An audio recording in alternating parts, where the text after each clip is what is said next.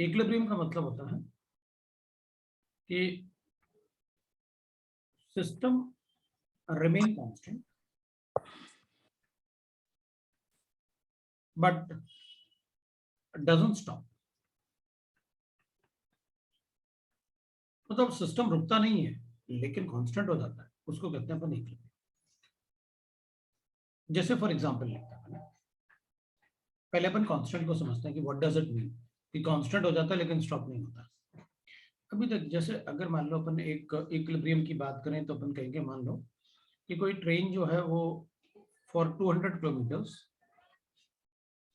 50 kilometre पर hour की speed से रन किया, तो कांस्टेंट स्पीड है ना कितना, फॉर 200 किलोमीटर। तो the train is an equilibrium, रुका नहीं है वो but it remain constant speed.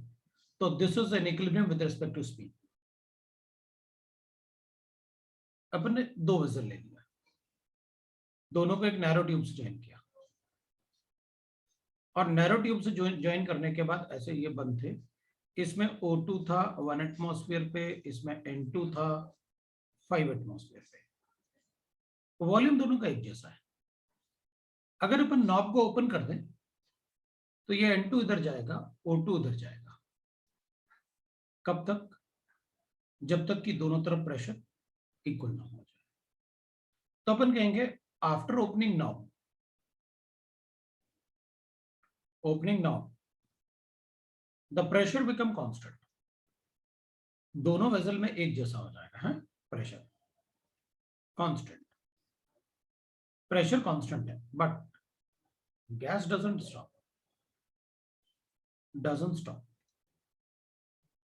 भाई अगर हम डोर ओपन कर लें तो घर में क्या होता है, एक रूम से एयर फ्लो करेगा दूसरे रूम में, लेकिन प्रेशर दोनों रूम में 1 एटमॉस्फेयर ही रहेगा। तो गैस तो इधर से इधर फ्लो करता रहेगा, फिर भी रोटेट करता रहेगा, लेकिन pressure will be same in both the vessel. So pressure become constant but gas remain moving. Mechanical equilibrium. ऐसे ही केमिकल रिएक्शन में होता है। केमिकल रिएक्शन में ना, केमिकल इक्विलिब्रियम वही रिएक्शन में आ सकता है जो रिएक्शन फॉरवर्ड भी जा सकता है और फिर प्रोडक्ट बैकवर्ड भी आ सकता है। तो इधर से इधर जाएगा तो रेट ऑफ फॉरवर्ड रिएक्शन होगा, और इधर से इधर आएगा तो रेट ऑफ बैकवर्ड रिएक्शन होगा। तो अगर जो इसका रेट है फॉरवर्ड जाने का, उतना ही रेट से ये बैकवर्ड बन भी रहा है। जिस रेट से फॉरवर्ड डायरेक्शन में जा रहा है उसी रेट से ये बन भी रहा है बैकवर्ड डायरेक्शन में। तो अगर इसका रेट ऑफ डिकम्पोजिशन और रेट ऑफ फॉर्मेशन एक जैसा हो जाएगा तो इसका कंसंट्रेशन क्या हो जाएगा, कांस्टेंट। मतलब रिएक्शन चल रहा है, रुका नहीं है, लेकिन सिंस जिस रेट से ये डिकम्पोज हो रहा है, जा रहा है, उसी रेट से ये वापस भी आ रहा है, तो इसका कंसंट्रेशन क्या हो जाएगा, constant. This is called chemical equilibrium. So the chemical equilibrium is the condition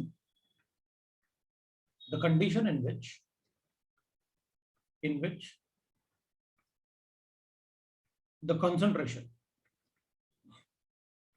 of reactant and product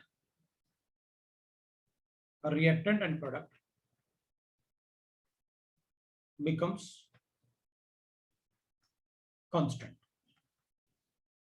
but reaction doesn't stop.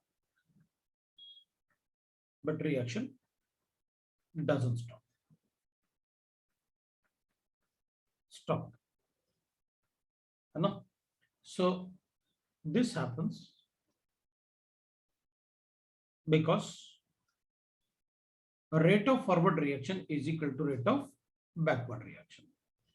Rate of forward reaction, जिस रेट, जितना रेट आगे जाने का इसका, उतना ही रेट वापस आने का भी है। Forward reaction is equal to rate of backward reaction. तो बैकवर्ड रिएक्शन और फॉरवर्ड रिएक्शन का अगर रेट इक्वल हो जाए तो concentration becomes constant, but the reaction doesn't stop. Reaction चलता रहता है but concentration becomes constant. So that is called equilibrium condition. We'll read a few characteristics of equilibrium constant. So characteristics of chemical equilibrium reaction. Chemical equilibrium. So the characteristics of chemical equilibrium is, हम इसको हटा लेते हैं अपन और characteristics की बात करते हैं अपन. What are the conditions जब reaction equilibrium में होगा तो हमें क्या करना होता है, तो हम क्या समझेंगे वो अपन देख लेते हैं, राइट ना. जब reaction equilibrium में होगा तो what we have to assume वो देख लेते हैं, ठीक है. तो अपन ने जो लिखा उसमें अपन ने यहाँ पर अपन लिख सकते हैं, दैट इज एक पॉइंट होगा कि अगर किसी रिएक्शन को इक्विलिब्रियम में आना है तो उसको forward as well as backward दोनों डायरेक्शन में जाना चाहिए. So it must be reversible reaction. और रिएक्शन को रिवर्सिबल होना चाहिए, मतलब उसमें जो एरोज लगेंगे वो ऐसे होगा, फॉरवर्ड भी जाएगा और बैकवर्ड भी जाएगा. ये एरो होता है इक्विलिब्रियम का. दूसरा, reaction must attain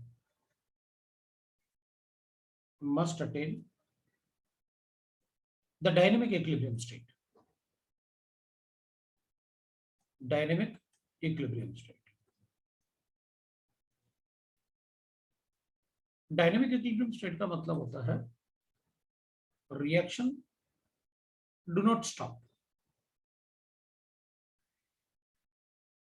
but the concentration of a reactant and product become constant. A reactant and product become constant. और रिएक्शन रुकता नहीं है, लेकिन रिएक्टेंट और प्रोडक्ट का कंसंट्रेशन कांस्टेंट हो जाता है. तो डायनेमिक इक्विलिब्रियम स्टेट में अपन ऐसे थोड़ा सा ग्राफ बना के भी देख सकते हैं. मतलब एक टाइम के साथ क्या होगा, जैसे अपन ने अस्यूम कर लिया कि हमारे पास rate of forward reaction is equal to rate of backward reaction, is equal to rate of backward reaction, उसको कहते हैं अपन डायनेमिक इक्विलिब्रियम स्टेट. तो अब क्या होगा, जैसे रेट वर्सेस टाइम का ग्राफ लिख लेते हैं अपन. तो एक टाइम होगा जब पहले रिएक्टेंट कन्वर्टेड हो रहा होगा प्रोडक्ट में, तो जैसे जैसे कंसंट्रेशन इसका कम हो रहा होगा इसका रेट भी डिक्रीज होता रहता है, ठीक है. जैसे जैसे because concentration is directly proportional to, या rate is directly proportional to concentration. जैसे जैसे मतलब कंसंट्रेशन इसका कम होगा क्योंकि फॉरवर्ड डायरेक्शन में जाएगा तो उसका कंसंट्रेशन कम होगा और इसका कंसंट्रेशन बढ़ेगा. एक टाइम आएगा जिस रेट से ये डिकम्पोज हो रहा होगा उसी रेट से बन भी रहा होगा तो ये कांस्टेंट हो जाएगा. जब इसका रेट कांस्टेंट होगा डिकम्पोज और फॉर्मेशन का, तो इसका भी रेट कांस्टेंट हो जाता है. तो अपन क्या कहेंगे, ये रेट इसका फॉरवर्ड बनेगा बनेगा, एक टाइम आएगा जब इसका भी कंसंट्रेशन कांस्टेंट हो गया और इसका भी कंसंट्रेशन कांस्टेंट हो गया. तो इस मोमेंट पे अपन कहते हैं rate of forward reaction is equal to rate of backward reaction. इसको अपन कहते हैं डायनेमिक इक्विलिब्रियम स्टेट. ये रेट वर्सेस कंसंट्रेशन का ग्राफ है. अपन दूसरा ग्राफ कंसंट्रेशन में भी लिख सकते हैं कि सर इसका और इसका कंसंट्रेशन बता दीजिए आप, क्योंकि ये बाद में बैकवर्ड भी आएगा. अपन कंसंट्रेशन का ग्राफ भी लिख सकते हैं.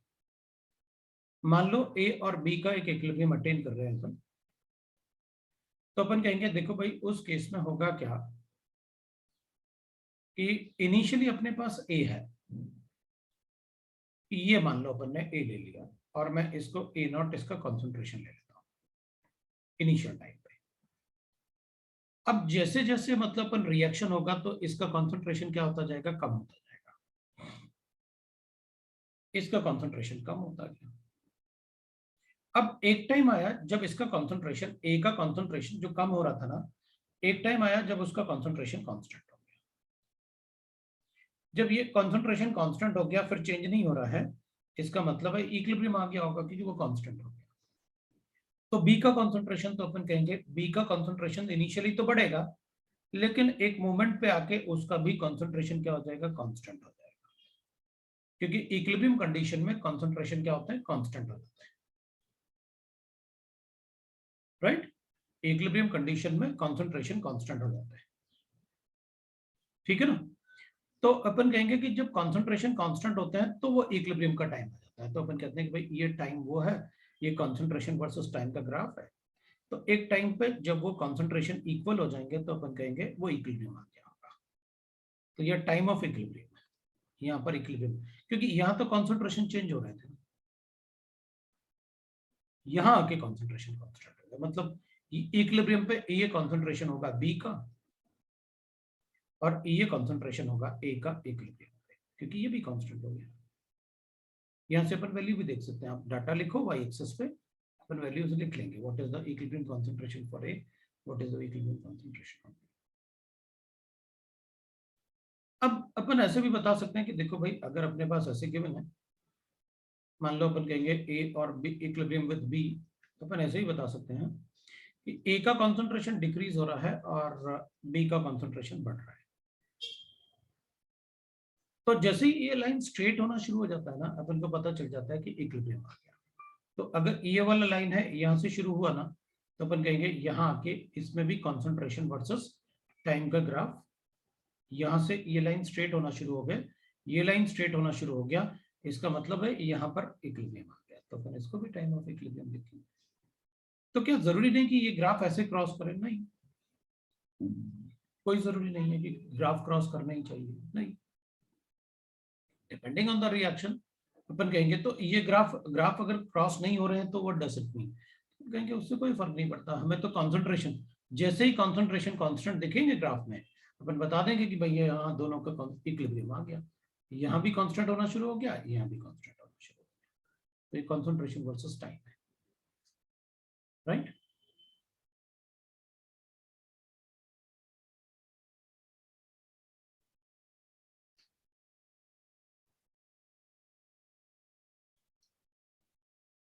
तो अपन डी के लिए लिख लेते हैं। अब मान लो मतलब अपन ऐसे कंसंट्रेशन की बात करें, एक छोटा सा ना, मैं अलग अलग बना रहा हूँ, ए और बी का है। मान ले मुझे ए जो है वो बी में कन्वर्ट हो रहा है, यूनिडायरेक्शनल, मतलब एक ही डायरेक्शन में जाता है ये रिएक्शन, तो अपन क्या कहेंगे, कंसंट्रेशन वर्सेस टाइम है। तो इधर कंसंट्रेशन ए का इनिशियली अपने पास बहुत सारा था, अब जैसे जैसे टाइम मतलब बढ़ेगा वैसे वैसे इसका कंसंट्रेशन कम होता जाएगा। ये लो भाई ये ग्राफ है कंसंट्रेशन वर्सेस टाइम। अब अगर अपन को कंसंट्रेशन वर्सेस मतलब ये रेट ऑफ, मतलब इसमें decrease, rate is directly proportional to concentration है ऑफ ए। तो जैसे जैसे इसका कंसंट्रेशन कम हो रहा था इसमें ये डिक्रीज हो रहा था, कंसंट्रेशन उसका डिक्रीज हो जा रहा है तो रेट भी कम होता जा रहा है। कंसंट्रेशन इस टाइम पे ये कंसंट्रेशन है, इस टाइम पे ये कंसंट्रेशन, लेकिन अपन इनको इक्विलिब्रियम थोड़ी बोल सकते हैं, अभी तो चेंज हो रहा है। इक्विलिब्रियम पे क्या होता है, ये कांस्टेंट हो जाता है, लेकिन यहाँ बी भी बताओ क्योंकि बी को भी कांस्टेंट होना चाहिए, ये तो यूनिडायरेक्शनल है, आपने इक्विलिब्रियम नहीं बताया। मैं तो एक एक करके बता रहा हूँ, अगर ए बी में कन्वर्ट हो रहा है तो बी का फॉर्मेशन लिख रहा हूँ मैं, फॉर्मेशन ऑफ बी। अब बी की बात कर रहा हूँ तो बी का फॉर्मेशन क्या होगा, concentration versus time. Initially B तो 0 रहा होगा, अब जैसे जैसे टाइम बढ़ेगा बी का वैल्यू बढ़ता जाएगा, ये कॉन्सेंट्रेशन बी, बी का कॉन्सेंट्रेशन बढ़ता रहेगा। तो जब ये टाइम है, इस टाइम पे ये कॉन्सेंट्रेशन होगा बी का, इस टाइम पे ये कॉन्सेंट्रेशन, लेकिन वो इक्विलिब्रियम थोड़ी आया क्योंकि अभी तो चेंज हो रहा है कॉन्सेंट्रेशन, इक्विलिब्रियम पे कॉन्सेंट्रेशन चेंज नहीं होते। तो कॉन्सेंट्रेशन टाइम जब ये कांस्टेंट हो जाएगा बी, तो अपन कहेंगे भाई अब कांस्टेंट हो गया, खत्म हो गया रिएक्शन। इसमें ये बनेगा भी और ये डिकम्पोज भी होगा और बनेगा। तो अपन कहेंगे इनके कॉन्सेंट्रेशन, ये इक्विलिब्रियम मेंटेन कर सकता है, ये इक्विलिब्रियम मेंटेन नहीं कर सकता, ये इक्विलिब्रियम मेंटेन नहीं कर सकता। क्यों? ये तो यूनिडायरेक्शनल बना है भाई, ए डिकम्पोज हो रहा है तो ऐसे ग्राफ बनना चाहिए, बी बन रहा है तो उसका ग्राफ ऐसे बनना चाहिए, ए का ग्राफ ऐसे बन रहा है, बी का ग्राफ ऐसे बन रहा है। इक्विलिब्रियम कंसंट्रेशन ऑफ बी क्योंकि कांस्टेंट हो गया, ये इक्विलिब्रियम कंसंट्रेशन ऑफ बी क्योंकि कांस्टेंट हो गया। इधर कंसंट्रेशन ऑफ ए इनिशियली ये था इक्विलिब्रियम पे, ये वैल्यू इक्विलिब्रियम पे क्योंकि कंसंट्रेशन कांस्टेंट आपने लिखा साफ साफ। Concentration of the reactant become constant, product का रिएक्टेंट कांस्टेंट हो जाएगा तो इक्विलिब्रियम कंडीशन होती है। इसमें बी का कंसंट्रेशन यहाँ आके कांस्टेंट हो गया तो हो गया। These are the concentration values. इसको C1 लिख लेते हैं, इसको C2 लिख लेते हैं, तो C1 C2 are the equilibrium concentration values of A and B।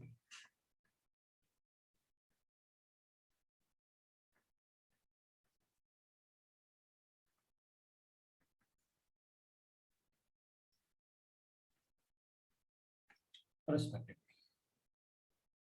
इसमें तो अपन कहेंगे इसमें भी इनिशियली ए डिकम्पोज हो रहा होगा, यहां से कांस्टेंट हो गया और बी बन रहा होगा, तो यहां पर दोनों के कंसंट्रेशन इस टाइम पे आके क्या हो गए, कांस्टेंट हो गए। इसका मतलब है इस टाइम पे आके इक्विलिब्रियम अटेन हो गया। अब इक्विलिब्रियम पे दोनों के कंसंट्रेशन कांस्टेंट हो गए, तो यहां से कैलकुलेट कर सकता हूं what is the equilibrium concentration of B, what is the equilibrium concentration.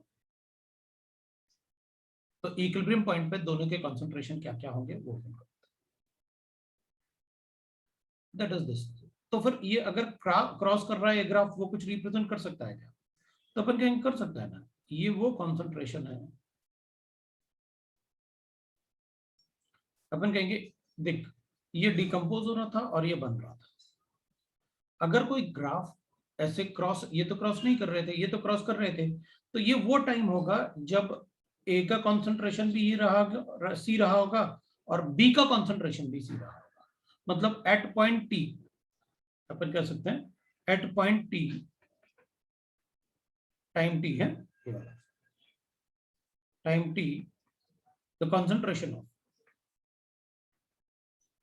A and B are equal। Equilibrium के लिए ए और बी का कंसंट्रेशन इक्वल होना जरूरी नहीं होता, उनके कंसंट्रेशन कांस्टेंट होना इक्वल होता है। ऐसे भी हो सकता है कि भाई इनिशियली मैंने इसका 5 मोल्स लिया था और इक्विलिब्रियम आ गया, इसका 0.1 बनता है और इसके 4.9 रह जाते हैं और इक्विलिब्रियम आ जाता है, हो सकता है, depends on the nature of reaction. बस ये कांस्टेंट होने चाहिए, इसका रेट ऑफ फॉरवर्ड और बैकवर्ड इक्वल होना चाहिए, whatever the concentration doesn't matter. Concentration का मतलब इक्विलिब्रियम का मतलब ये नहीं होगा ये 2.5 हो जाए, ये 2.5 हो जाए, ऐसा थोड़ी होता है।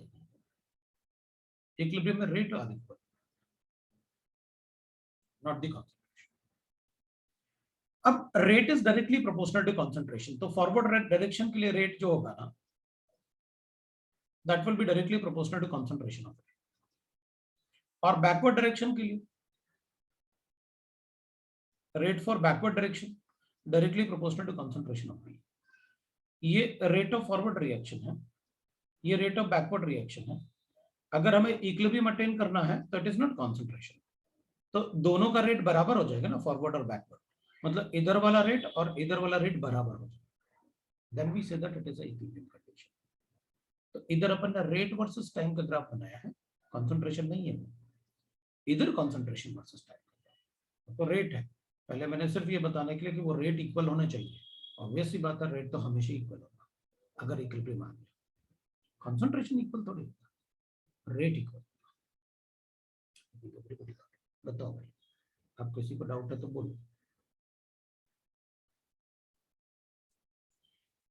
ठीक है, नो डाउट। तो फिर अपन नेक्स्ट पेज पे चलेंगे, अभी तो शुरुआत है और ऐसे तो बहुत सारा पार्ट पढ़ेंगे अपन, ये तो शुरुआत है।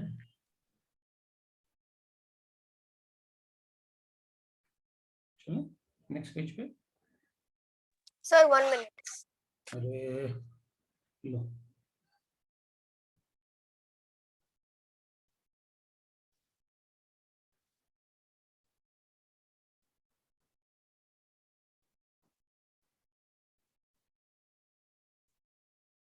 Done, sir. चलो बेटा नेक्स्ट पेज है। अच्छा अब थर्ड पॉइंट पे चलते हैं। At equilibrium state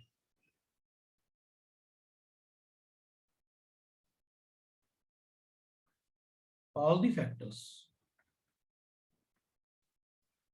such as concentration, temperature, pressure, density, volume, etc. must remain constant. अगर कोई रिएक्शन इक्विलिब्रियम में आ गया ना तो फिर बाकी सब फैक्टर्स उस स्टेज पे फिर कांस्टेंट कर देने हैं, अदरवाइज इक्विलिब्रियम डिस्टर्ब होगा। कभी कभी अपन कैटलिस्ट भी यूज करेंगे। A catalyst is used to attain equilibrium faster, attain equilibrium faster. So it must be, its nature must be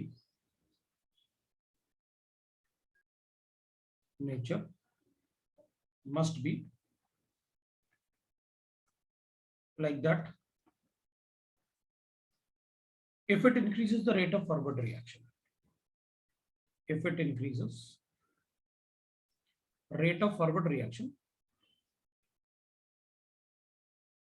it must also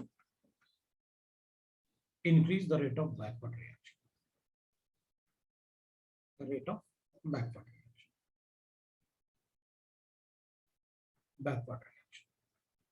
Then it should also increase the rate of backward reaction. फिर अपन कहेंगे भाई अगर equilibrium maintain करना है तो reaction forward भी जाए, reaction backward भी आए। इसका मतलब है the reaction must be carried out in closed vessel, because if gases are involved, are present, then they may escape. अगर वो escape होंगे तो फिर अपन कैसे इक्विलिब्रियम पे लेके आएंगे। जैसे मान लो हमारे पास कैल्शियम कार्बोनेट है, मैंने उसका डिकम्पोजिशन किया। अभी डिकम्पोजिशन करूंगा तो कैल्शियम ऑक्साइड बनेगा प्लस CO2 बनेगा। अब अगर ये गैस escape कर गया तो बैकवर्ड कैसे लेके जाऊंगा। सो अपन को उसको क्लोज्ड वेसल में करना चाहिए। तो अगर कोई रिएक्शन है जो गैसियस स्टेट में है तो फिर अपन को उनको क्लोज्ड वेसल में ही करना चाहिए। ये कैरेक्टरिस्टिक्स है, ठीक है। फिर हमें क्लोज्ड वेसल में करना चाहिए। These are the characteristics. तो कैरेक्टर एक तो रिएक्शन में ये वाला साइन होना कंपलसरी है, तभी इक्विलिब्रियम में अज्यूम करेंगे। फिर एक बार रिएक्शन इक्विलिब्रियम में आ गया, आप उससे कुछ भी डिस्टर्ब नहीं कर सकते, ना इसको निकाल सकते ना इसको ऐड कर सकते, वरना डिस्टर्ब होगा इक्विलिब्रियम, ठीक है। इक्विलिब्रियम का मतलब ये कुछ भी नहीं होता कि इनके कंसंट्रेशन इक्वल होना चाहिए। इक्विलिब्रियम का मतलब होता है रेट ऑफ फॉरवर्ड और रेट ऑफ बैकवर्ड इक्वल होना चाहिए, तो इक्विलिब्रियम होता है, ठीक है। और अगर अपन कैटलिस्ट यूज करेंगे तो कैटलिस्ट का नेचर ऐसे होना चाहिए कि अगर फॉरवर्ड डायरेक्शन का रेट बढ़ा रहा है तो बैकवर्ड भी बढ़ना चाहिए, तभी तो इक्वल रहेगा क्लोज्ड वेसल गैसेस की वजह से, ठीक है। अब एक बार अपन एक छोटा सा पार्ट लिख लेते हैं, क्योंकि ये रिएक्शन है ना, ऐसे साइन जो लगाते हैं रिवर्सिबल का, तो एक बार डिफरेंस लिख लेते हैं। Difference between reversible and irreversible reaction.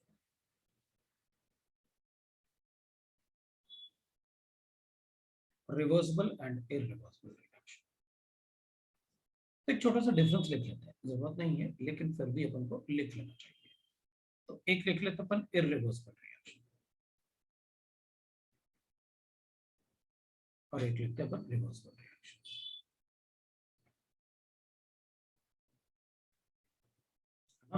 Reversible and irreversible reaction.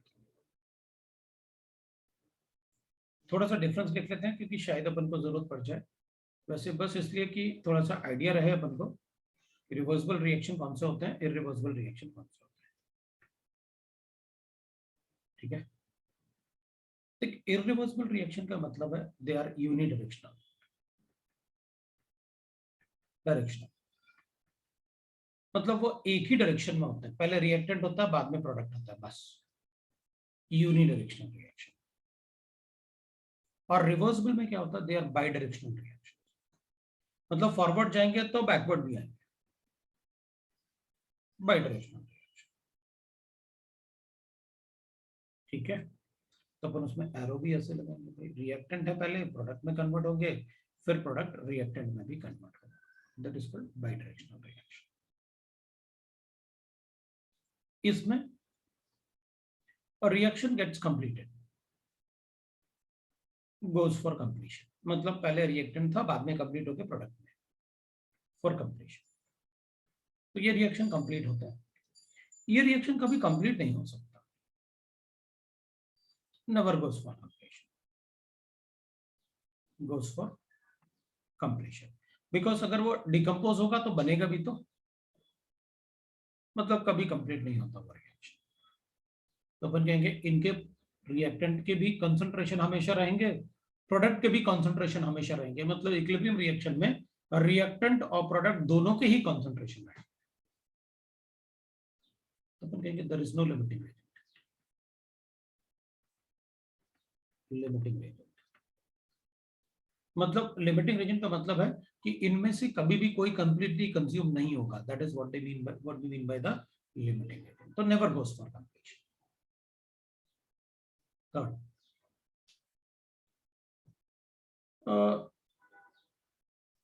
Can always, इसमें अपन लिखें will always be started from the reactant, always be started from a reactant. ठीक है, मैं इसको प्रोडक्ट से भी शुरू कर सकता हूँ, क्योंकि प्रोडक्ट से भी शुरू करूंगा तो पहले ये इसमें कन्वर्ट होगा, बाद में ये इसमें कन्वर्ट हो जाएगा। It can be started from any side, B started from any side. आप प्रोडक्ट की तरफ से भी शुरू कर सकते हो और रिएक्टेंट से भी शुरू कर सकते हैं। सो रिएक्टेंट और प्रोडक्ट, और प्रोडक्ट। सेकंड पॉइंट, हाँ जी,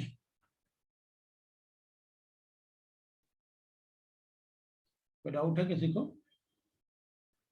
हाँ सर, तो सेकंड पॉइंट में समझा नहीं ना, उसमें कंप्लीशन मतलब पहले मेरे पास ये था, इसको हीट किया, ये इसमें कन्वर्ट हो गया, डिकम्पोज कर दो 1000 डिग्री सेंटीग्रेड कर दो टेम्परेचर, तो कैल्शियम ऑक्साइड और CO2 उड़ गया, लो हो गया reversible. Second point, it will go for completion.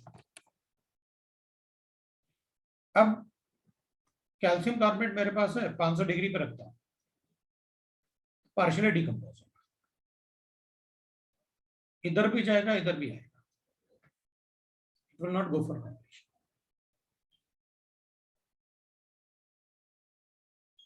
थोड़ा थोड़ा पार्शियली डिकम्पोज किया ना हमने।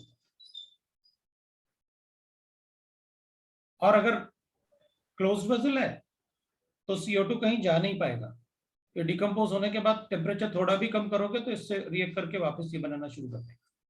इसमें ऐसा नहीं होगा, इसमें एक बार ये इसमें कन्वर्ट हो गया तो वापस नहीं जा सकता,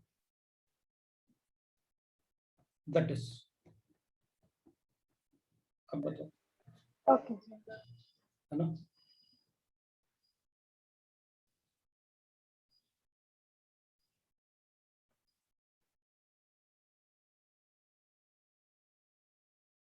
तो फोर्थ पॉइंट ना, रिएक्शन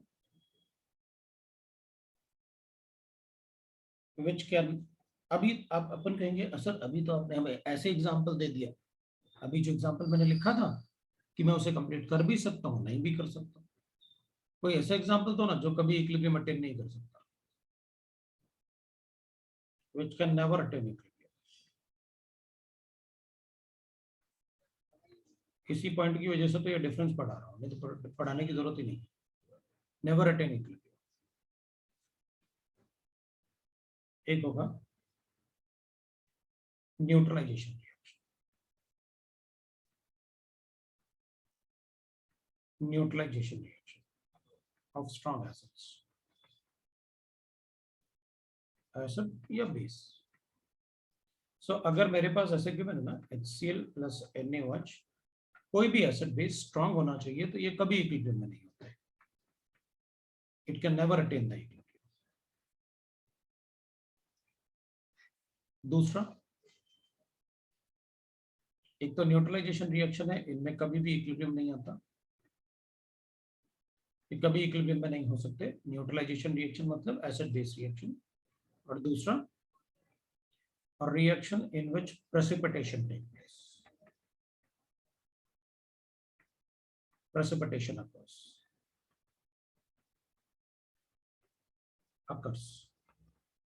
वो कभी इक्विलिब्रियम में नहीं होंगे। जैसे एग्जांपल लिखेंगे ना अपन, तो अपन कहेंगे मेरे पास NaCl है, इसमें AgNO3 ऐड करूंगा तो AgCl का व्हाइट पीपीटी बनेगा, दैट्स व्हाइट पीपीटी, और NaNO3 बनेगा।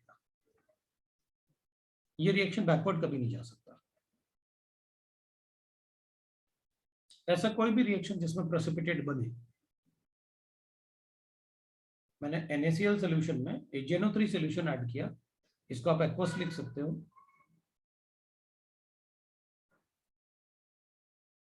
फिर वी कैन राइट दैट, जैसे मेरे पास, जैसे अपन स्कूल में भी अगर प्रैक्टिकल्स कर रहे हो आप लोग, तो बेरियम क्लोराइड को ऐड करते हो आप H2SO4 में, तो white PPT of barium sulphate मिलता है।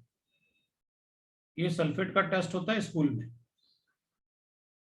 अगर आपको स्कूल में प्रैक्टिकल्स करवा रहे हैं तो ये सल्फेट का टेस्ट होता है, व्हाइट पीपीटी बनेगा, इसका मतलब है कि वहां सल्फेट है बेरियम क्लोराइड ऐड करने से। तो ऐसे कोई भी रिएक्शन जिनमें प्रेसिपिटेट बनते हैं वो इक्विलिब्रियम में कभी नहीं आ सकते। तो इसका मतलब है एसिड बेस तो मुझे पता है, क्योंकि एसिड बेस का नॉलेज सभी को होता है, लेकिन ये प्रेसिपिटेट वाला क्या करेंगे सर, क्योंकि सारे प्रेसिपिटेट तो पता नहीं मुझे कि कौन कौन से बनते हैं। तो अभी ना आपको ऐसा एरो मिलेगा, ये प्रेसिपिटेट का एरो है, जैसे अपन ये लिखते हैं गैसेस के लिए एरो, स्केप कर गया, ये प्रेसिपिटेट बन गया, ठीक है ना। तो अगर किसी रिएक्शन में प्रेसिपिटेशन हो रहा है तो, या फिर एसिड बेस न्यूट्रलाइजेशन है, स्ट्रॉन्ग एसिड और स्ट्रॉन्ग बेस के, तो उनमें कभी इक्विलिब्रियम नहीं आ सकता। बाकी सभी इक्विलिब्रियम में, सब में आ सकता है। Most of the reaction shows equilibrium. अब अपन सभी को लिख देंगे इक्विलिब्रियम में, इन दोनों के अलावा, क्योंकि आपने ये तो बता ही दिया ना कि कौन सा रिएक्शन है। बाकी इनके अलावा बाकी सब में इक्विलिब्रियम आ सकता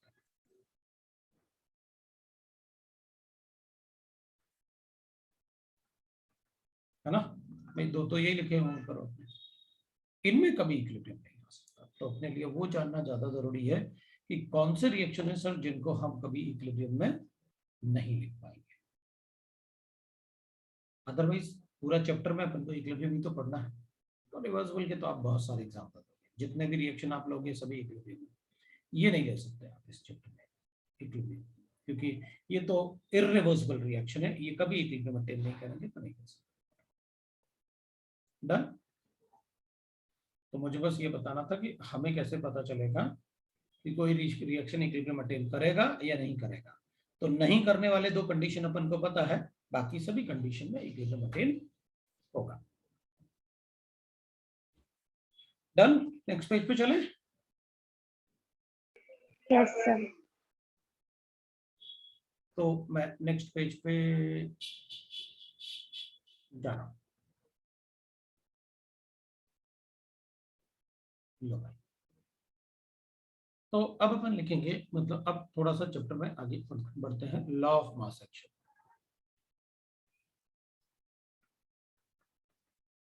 ठीक है। तो अब लॉ ऑफ मास एक्शन मतलब it will explain that how the rate depends on the concentrations.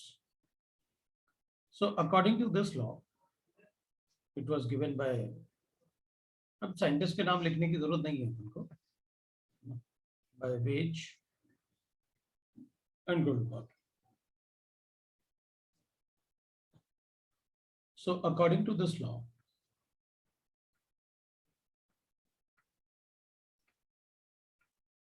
the rate of any reaction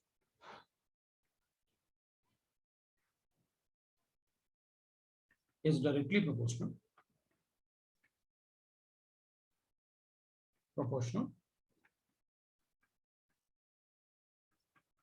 to the concentration of a reactant and raised to the power of their molar coefficient. Raised to the power of their molar coefficient. Molar coefficient. This is called law of mass. तो अपन कहेंगे ठीक है, आई can right लिख this, थोड़ा short में लिख लेते हैं अपन इसको. रेट ऑफ रिएक्शन आपने बताया is directly proportional to the concentration of reactant and raised to the power of molar coefficient.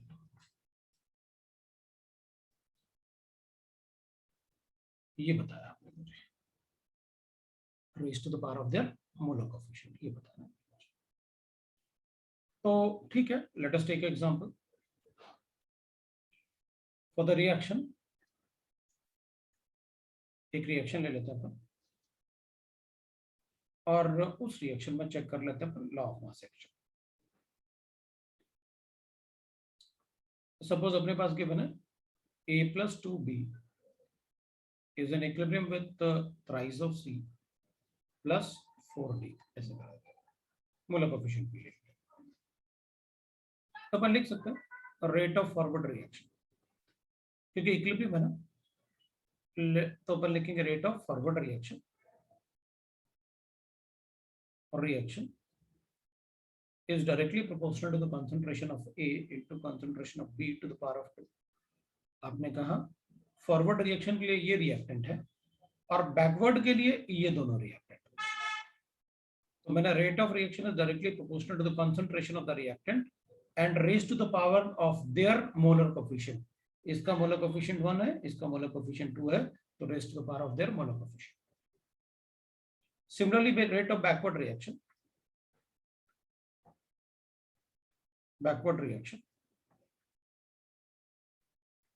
is directly proportional to, ये दोनों रिएक्टेंट होंगे बैकवर्ड के लिए, c to the power of 3 and d to the power of 4, ऐसे हो जाएगा. सो इसको लिखते हैं अपन रेट ऑफ फॉरवर्ड रिएक्शन के लिए RF लिख लेते हैं और इसके लिए RP लिख लेते हैं. So I can write that rate of forward reaction is equal to rate constant ले लेता हूँ, kf. kf is the rate constant for forward reaction. Concentration of A into concentration of B to the power of 2, and rate of backward reaction will be equal to kf kb into concentration of C to the power of 3 and D to the power of 4. Paper ने proportionality constant हटा के rate constant लिखे, where kf and kb are the rate constant, where kf and kb are rate constant. Kb are the rate constant for forward and backward reaction. Forward and backward reaction. Backward reaction. ऐसे नहीं, ठीक है ना. तो this is law of mass action, लिख लिया आपने. That rate of reaction is directly proportional to the concentration of their reactant raised to the power of their molar coefficient. This is law of mass action. अब अगर अपन कहेंगे at equilibrium state, अगर आप equilibrium की बात करोगे तो मैं कहूंगा इक्विलिब्रियम स्टेट ना, तो अपन कहेंगे फिर तो rate of forward must be equal to rate of backward reaction, that is called equilibrium. मतलब इन दोनों को बराबर होना चाहिए. तो I will write that kf will be equal to concentration of A, kf into concentration of A, मतलब उनको इक्वेट कर देते हैं अपन इन दोनों. So kf into concentration of A into B to the power of 2 will be equal to Kb into concentration of C to the power of 3 and D to the power of 4. ये हो गया। इसको अपन ऐसे भी लिख सकते हैं, Kf upon Kb कर देता है, मतलब Kb को इधर ले जाता है, इन दोनों को और इन दोनों को इधर ऐसे डिवाइड, तो रेशियो लिख देते हैं, C to the power of 3 D to the power of 4 divided by A B to the power of 2, ऐसे लिख देते हैं। तो दिस Kf upon Kb, ये दोनों कांस्टेंट है, they will never depend on the concentration, क्योंकि वो कॉन्सेंट्रेशन पे डिपेंड थोड़ी करेंगे, कॉन्सेंट्रेशन रेट डिपेंड करता है कॉन्सेंट्रेशन पे, रेट कांस्टेंट तो कांस्टेंट है, सो ये दोनों तो कांस्टेंट है ना, Kf and Kb। Let us right another constant for that, so let Kf upon Kb, since they both are constant now, is equal to Kc, the new equilibrium constant, right? Kf upon Kb is the new equilibrium constant, right? So where Kc is called as chemical equivalence,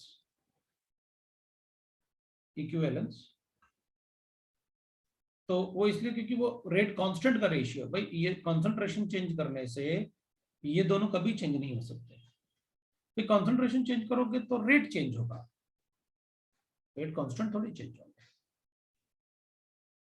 Therefore you can write that Kc will be equal to concentration of A to the power of 1, Kc जो होगा वो Kf upon Kb होगा, तो उसमें अपन लिख सकते हैं Kf upon Kb में concentration of C to the power of 3 D to the power of 4 divided by concentration of A into concentration of B to the power of 2. This is our equation, required equation, जो कि हमें Kc के लिए लिखना होता है equilibrium condition पे for the equilibrium reaction. तो अपन कहेंगे सर ये तो हम अगर डायरेक्टली हमें ये कोई पूछेगा तो अपन लिख सकते हैं भाई रिएक्शन में product raise to the power of molar coefficient divided by reactant raise to the power of their molar coefficient, तो लिख सकते हैं, कोई प्रॉब्लम नहीं। भाई किसी भी रिएक्शन में अपन क्या करेंगे, मान लो मतलब मैं एग्जांपल लेता हूं, मुझसे कहा गया बताओ भाई N2 + 3H2 is an equilibrium with twice of NH3, Kc लिखो इसका, तो अपन क्या करेंगे सर, आपने कहा था भाई product raise to the power of their molar coefficient, लो हो गया, divided by reactant raise to the power of their molar coefficient, लो हो गया।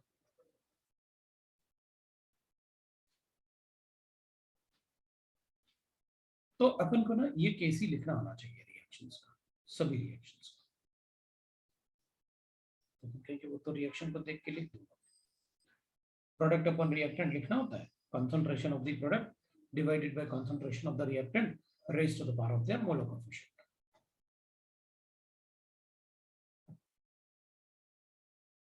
अब एक बात और होता है, the pure liquids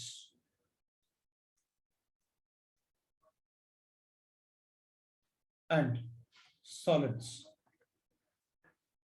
are not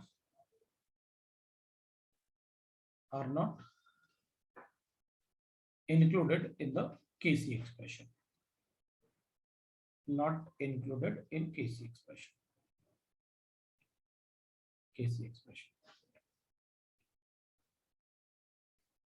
तो अपन कहेंगे जैसे, अच्छा एग्जांपल लिख के बता दो सर आप, एक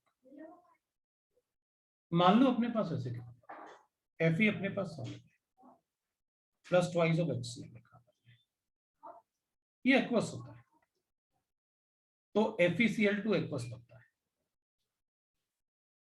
और H2 गैस बनता है, ये रिएक्शन होता है। तो अगर आप इसके लिए मुझसे Kc लिखने के लिए कहोगे तो Kc will be equal to concentration of FeCl2, concentration of H2 divided by concentration of HCl to the power of 2. But solids doesn't have concentration, they are inactive masses, solids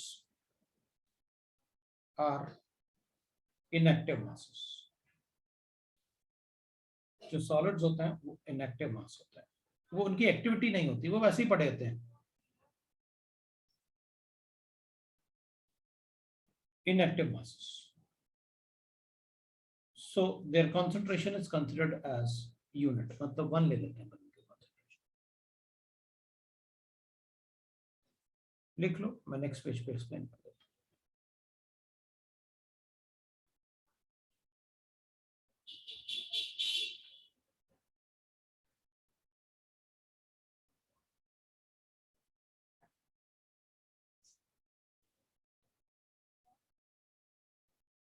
लिख लिया?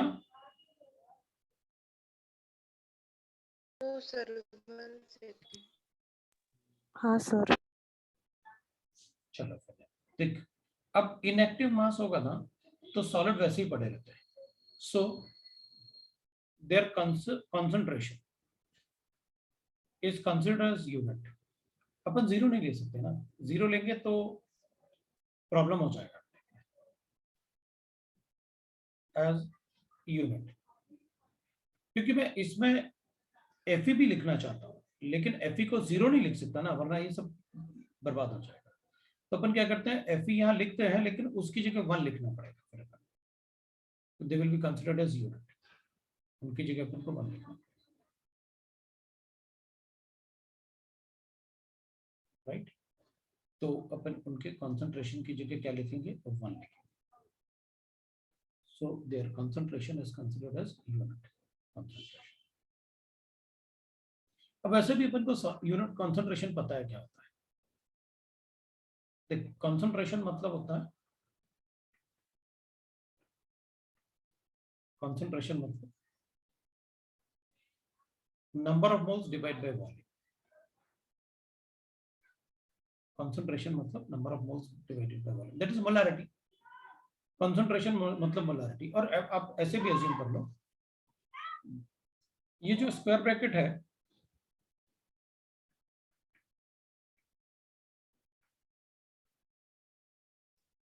पहले मैं इसको कंप्लीट कर देता हूँ. We know that, ये we know for solids, मैं सॉलिड्स की बात कर रहा हूँ पहले. कंसंट्रेशन मतलब नंबर ऑफ मोल्स पर लीटर. अब सॉलिड के लिए मोल्स क्या होगा, weight in gram divided by molecular weight. और सॉलिड्स के लिए डेंसिटी क्या, वॉल्यूम क्या होगा, density of mass upon density. So weight in grams divided by density. ये तो कैंसिल हो गया, बचा क्या अपने पास, डेंसिटी बाय मॉलिक्यूलर वेट. अब किसी भी सॉलिड के लिए कुछ भी अमाउंट ले लो आप, उसकी डेंसिटी और मॉलिक्यूलर मास थोड़ी चेंज होता है. So they are constant. किसी भी सॉलिड का ना तो डेंसिटी चेंज होता है, चाहे आप 1 ग्राम ले लो या 100 ग्राम ले लो, ना ही उसका मॉलिक्यूलर वेट चेंज होता है, चाहे आप 1 ग्राम ले लो चाहे 100 gram. So it remain constant.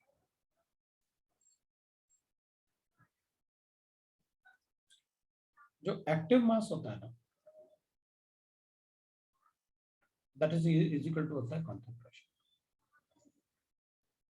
और कंसंट्रेशन का मतलब होता है मोलैरिटी, और मोलैरिटी का मतलब होता है मोल्स पर लीटर. और इसको अपन एक्टिव मास, कंसंट्रेशन, मोलैरिटी या मोल्स पर लीटर को स्क्वायर ब्रैकेट से डिनोट करते हैं. इसलिए मैं सभी को स्क्वायर ब्रैकेट में लिख रहा हूं, क्योंकि इनका जो भी कंसंट्रेशन यहाँ लेंगे अपन, वो मोल्स पर लीटर होना चाहिए. Because active mass means concentration, concentration मतलब मोलैरिटी, मोलैरिटी मतलब मोल्स पर लीटर. और उसे अपन अगर कभी किसी को अपन स्क्वायर ब्रैकेट में लिखेंगे, जैसे ऐसे लिखा, इसका मतलब आपने ए का मोल्स पर लीटर ले लिया यहाँ पर concentration. That is active mass. किसी को डाउट है तो पूछो.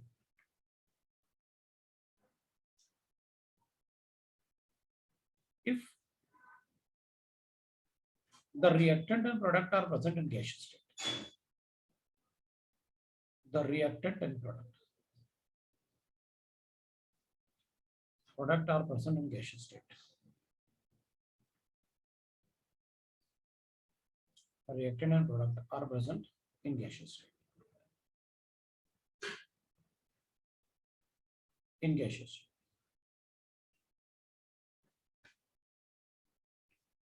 अगर आपके reactant to product gaseous state में है ना, देन वी कैन राइट, मान लो अपने पास ऐसे क्या है, एक एग्जांपल ले लें, उसी रिएक्शन को ले लेते हैं A+2B, लेकिन इस बार मैं लिख दूंगा कि सभी गैसेस है +4D, ये भी गैस है, ये भी गैस है, ये भी गैस है और ये भी गैस है। हम केसी गैस के लिए भी लिख सकते हैं, कंसंट्रेशन के लिए भी लिख सकते हैं, ये जैसे लिखा था मैंने, ये कंसंट्रेशन एक्वस सॉल्यूशन भी था और गैस भी था, गैस भी लिखा अपन ने और कंसंट्रेशन भी लिखा। केसी एक्सप्रेशन में gas as well as concentration दोनों होते हैं। तो अभी अगर गैसियस स्टेट है तो मैं कहूंगा ठीक है, इसके लिए केसी लिख सकता हूं। So KC for this is concentration of C to the power of 3 divided by concentration of D to the power of 4 divided by concentration of A into concentration of B to the power of 2. ये है अपने पास।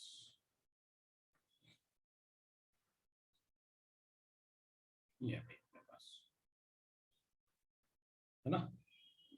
तो अब ये तो केसी हो गया इसमें, लेकिन हमें तो ये सब गैसेस गिवन है, तो आप इनको गैसेस के टर्म्स में लिख सकते हो क्या? बिल्कुल लिख सकते हो।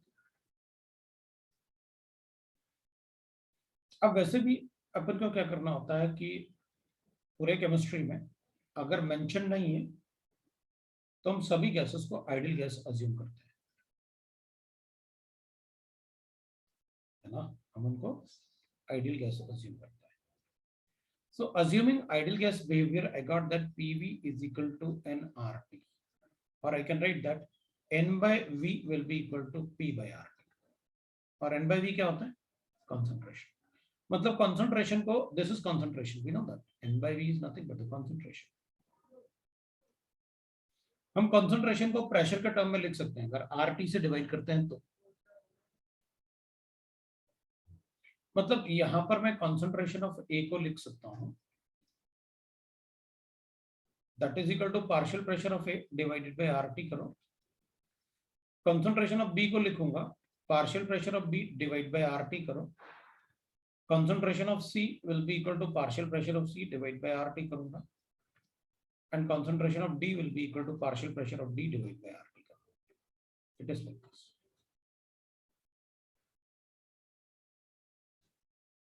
Right? तो अपन क्या कर सकते हैं, इसमें अपन ऐसे लिख सकते हैं Kc is equal to 10। तो अगर मैं प्रेशर के टर्म में लिखूं तो लिख सकता हूं Kc will be equal to partial pressure of C divided by RT to the power of 3, partial pressure of D divided by RT to the power of 4, partial pressure of A divided by RT into partial pressure of B divided by RT। ये अपन को 2 आ जाएगा, इसको अपन 2 लिख लेते हैं। तो अपन क्या करते हैं, 1 by RT को कॉमन ले लेते हैं। So I got that 1 by RT, इसको अगर अपन कॉमन लेंगे तो एक्सपोनेंट वगैरह आपने पढ़ा हुआ है, अपन इसको लिख सकते हैं 3 + 4 और माइनस लिख सकता हूं मैं 1 + 2। मैंने RT को सभी जगह से कॉमन ले लिया, ये 1 + 2 हो गया। मल्टीप्लाई भी कर लूंगा PC to the power of 3 into PD to the power of 4 divided by PA into PB to the power of 2। This is KC। अगर अपन चेक करें तो ये वाला पार्ट तो सर रिएक्शन देख के मैं लिख सकता हूं, इट इज अ कांस्टेंट। इस वाले पार्ट को रिएक्शन देख के अपन लिख सकते हैं, that is a constant. Product का मोलर कोएफिशिएंट और रिएक्टेंट का मोलर कोएफिशिएंट इधर 1 है, ये मैं इसको डेल्टा एन से रिप्लेस कर लेता हूं और फिर RT को इधर मल्टीप्लाई भी कर देता हूं, तो मैं ऐसे लिख लूंगा KC into RT to the power of delta NG will be equal to, मैंने डेल्टा एनजी क्या है वो देख लेंगे अपन, अभी लिख देता हूं मैं PC to the power of 3 into PD to the power of 4 divided by PA into PB to the power of 2। where delta Ng is equal to होता है sum of the molar coefficient of product minus sum of the molar coefficient of the reactant. So sum of molar coefficient of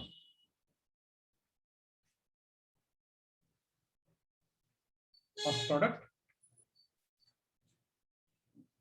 minus sum of the molar coefficient of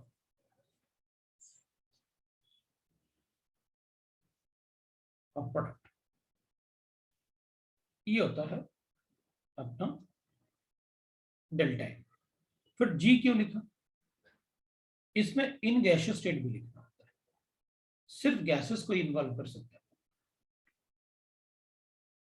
in gaseous state. मतलब gases को involve कर सकते हैं. जब अपन delta N G calculate करेंगे तो अगर किसी रिएक्शन में कोई गैस नहीं है तो उसको इंक्लूड नहीं कर सकते आप. सो डेल्टा एन जी होता है sum of the molar coefficient of the product minus sum of the molar coefficient of the reactant लिखना होता है. ये भी कांस्टेंट है. आर तो कांस्टेंट होता है, ये तो कांस्टेंट है ही. और इक्विलिब्रियम पे भी कांस्टेंट, टी तो इक्विलिब्रियम पे कांस्टेंट रहेगा. तो ये सारा पार्ट कांस्टेंट है ना, नया कांस्टेंट ले लो.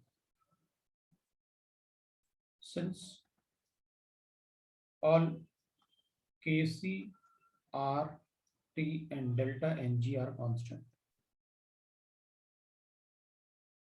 So we can take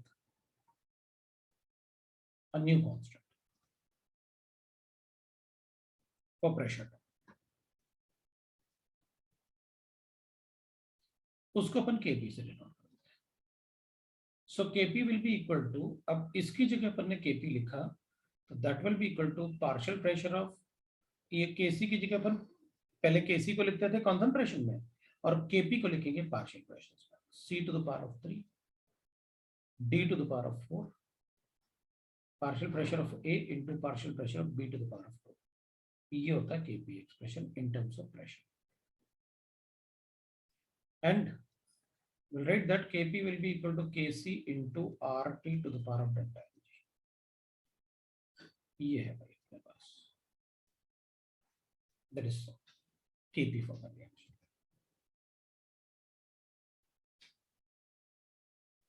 So we got that. What is the relation between the Kp and Kc? क्या रिलेशन होगा वो होगा. ठीक है. So again the same thing, if any of the right ना reactant or product are solid or aqueous state, तो अपन कहेंगे Kp में सिर्फ गैसियस टर्म ही इंक्लूड होते हैं, जबकि Kc में gases as well as concentration term solid दोनों में इंक्लूड नहीं होते. नेक्स्ट पेज पे सर पिछला पेज दो. ठीक है. इसके बाद भी तुम लोगों का क्लास है? Yes yes sir. नहीं है? है सर. सर चलो फिर कैसे पढ़ सकते हैं आगे, यहीं रुकेंगे अपन. Okay sir. चलो ठीक. सर हाँ बोलो.